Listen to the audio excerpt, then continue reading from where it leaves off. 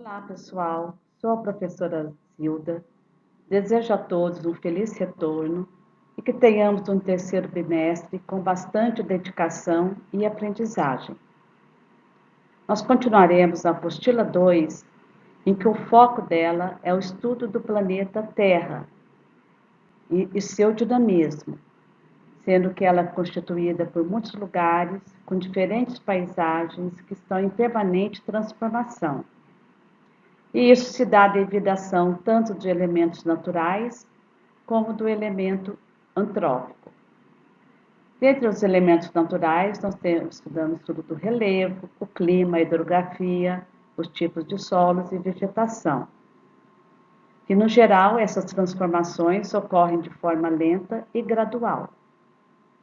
Já o homem tem o poder de transformar as paisagens segundo o seu interesse, descaracterizando a paisagem natural e intervindo em sua dinâmica. Na aula de hoje, nós daremos continuidade ao estudo do clima, especificamente sobre os fatores do clima. Tempo e clima. Já estudamos que tempo atmosférico e clima são fenômenos relacionados, porém distintos. O tempo atmosférico é o estado da atmosfera em um determinado momento, e ele muda constantemente de acordo com a ação de um conjunto de fenômenos que caracterizam o tempo, ou seja, a ação da temperatura, da pressão atmosférica, dos ventos, da umidade do ar e as chuvas. Já o clima é uma sucessão dos estados atmosféricos durante um longo período. Então, quando analisado por um longo período, nós chamamos de clima. Temos aí um esquema em que mostra o clima sendo resultado tanto dos elementos como dos fatores do clima. Qual seria a diferença entre eles? Os elementos são os fenômenos que agem diretamente sobre o clima. Como está mostrado aí no esquema, tem a temperatura, a pressão atmosférica, a ação dos ventos, da umidade e da chuva. Esse conjunto de fenômenos é que determina o clima. Por sua vez, esses elementos são influenciados por alguns fatores que, combinados, determinam as diferenças entre os vários tipos de clima da Terra. Então, os fatores climáticos são situações que agem indiretamente sobre o clima. Isto é, eles agem sobre os elementos climáticos. Quais seriam esses fatores? Seriam a altitude, a latitude, as massas de ar, as correntes marítimas, a maritimidade e a continentalidade, entre outros. Os raios solares atingem a Terra de maneira desigual. E a explicação para isso nós vemos nessas duas imagens, em que mostram a inclinação do eixo terrestre e a forma arredondada da Terra. Assim como a maior parte dos astros do Sistema Solar, a Terra gira em torno de si mesma. O eixo imaginário ao redor do qual ela gira recebe o nome de eixo terrestre.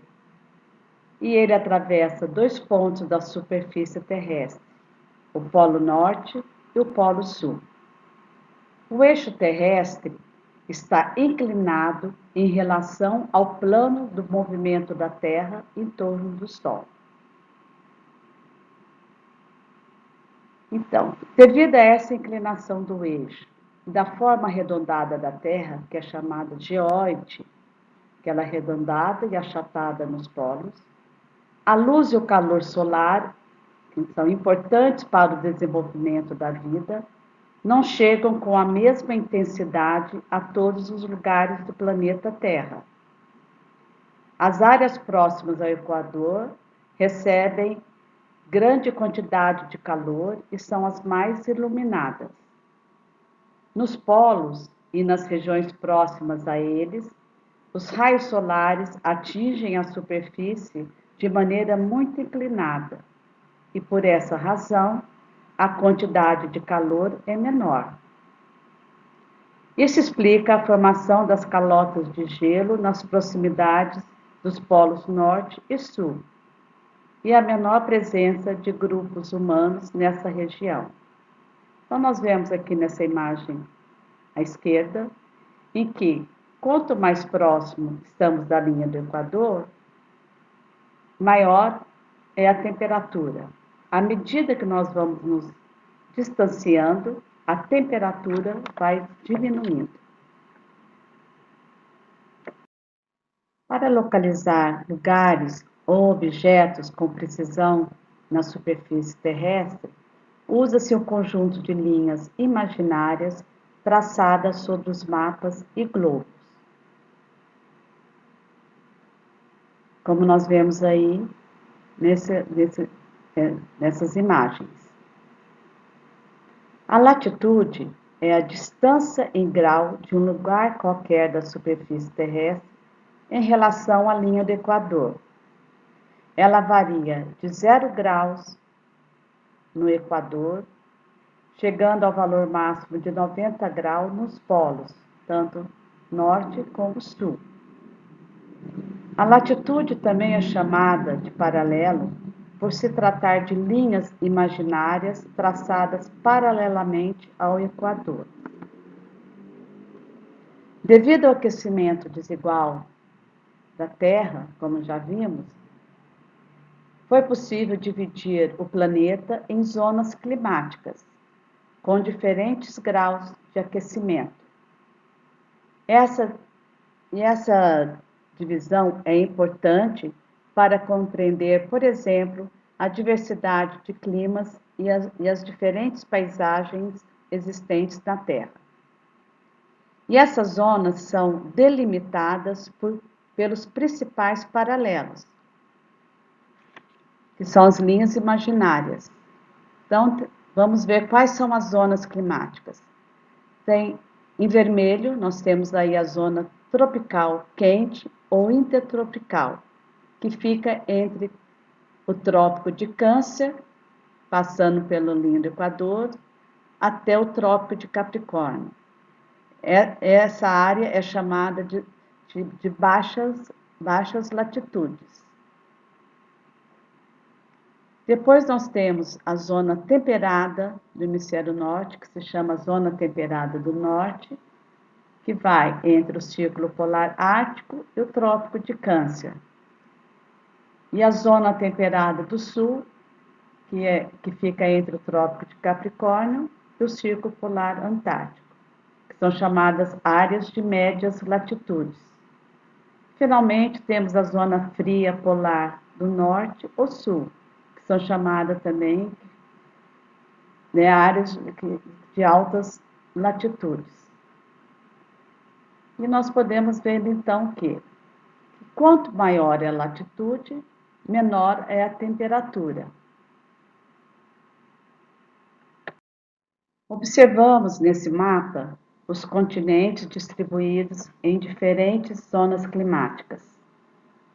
A zona tropical ou intertropical, que é a região quente.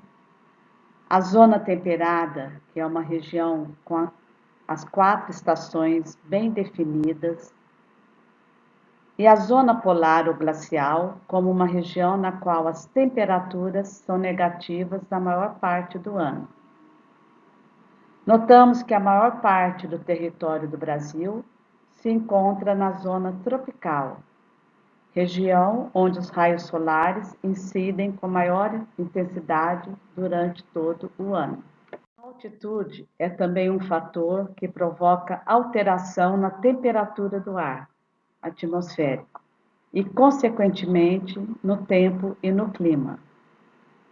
Em média, a cada 200 metros de altitude, ocorre uma diminuição de cerca de 1 grau Celsius na temperatura do ar. Como os raios solares aquecem a atmosfera através das radiações refletidas pela Terra, à medida que estamos mais longe da superfície, a temperatura é menor. Então, menor altitude é igual a maior temperatura, e maior altitude é igual a menor temperatura. Eles são inversamente proporcionais. As altas montanhas apresentam baixas temperaturas, mesmo quando localizadas na zona tropical ou zona quente, que são as zonas de baixa latitude. Então, o fator altitude supera o fator latitude. Temos aí duas imagens. Um é o Vale da Morte, que fica nos Estados Unidos, que é um dos lugares mais secos do planeta. Ele está localizado a 85,5 metros abaixo do nível do mar, em meio às montanhas rochosas, que impedem que a umidade chegue até essa região. Agora, em 16 de agosto de 2020, foi registrada a temperatura mais alta já aferida de forma confiável na Terra. Ela chegou a 54,4 graus Celsius. Na outra imagem, nós temos aí o Pico Colo, na Colômbia, que é uma área também tropical, mas por estar a 5.775 metros de altitude, nós vemos aí ela coberta de neve. Para melhor acompanhar a atividade 3, vocês podem abrir a apostila 2 na página 232. Observe o mapa e a tabela abaixo, com as temperaturas médias anuais de 3 cidades da América do Sul, todas situadas em latitudes próximas. Então, temos aqui o mapa com as 3 cidades, Salvador, Brasília e Cusco. A legenda temos aí que as cores representam planalto, planície e montanhas. E na tabela temos a temperatura atmosférica, né, média anual, das 3 cidades. Brasília com 25 graus Celsius, 20 graus Celsius, Cusco com 9 graus Celsius e Salvador com 25 graus Celsius. Então, a questão A. Qual das cidades está localizada em maior altitude? Então, vocês vão olhar, observar no mapa. Como ele fala em relevo, montanhas, planícies, planaltos, se vocês tiverem dúvidas, retomam na página 210 o estudo sobre as diferentes formas de relevo e isso vai ajudá-lo a responder essa questão. E B, explique como a altitude interfere na temperatura. Ele também está na apostila, na página 231, onde fala sobre latitude e altitude. E também assistam, né, o vídeo novamente, que vocês terão também sobre esses temas no vídeo. Bom, pessoal, chegamos ao fim de mais uma videoaula, em que aprendemos sobre a desigualdade do aquecimento da Terra e algumas de suas causas. Tema que terá continuidade na próxima aula. Bons estudos, se cuidem e até a próxima!